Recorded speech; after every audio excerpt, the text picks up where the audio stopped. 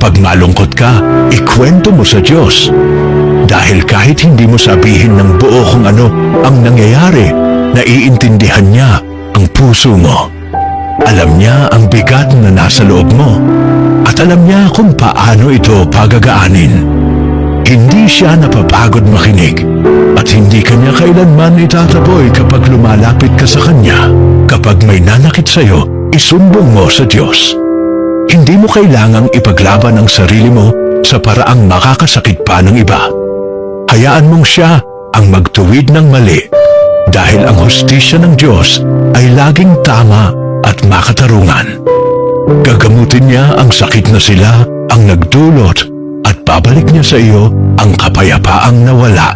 Kapag may gagawin ka, patulong ka sa Diyos. Kung siya ang kasama mo sa bawat hakbang, mas nagiging malinaw ang direksyon ng buhay. Ang bawat desisyon ay nagkakaroon ng gabay at ang bawat pagsubok ay mas nagiging magaan. Huwag mong ilayo ang Diyos sa plano mo dahil wala kang planong mas gaganda kung wala siya. At kapag masaya ka, magpasalamat ka sa Diyos.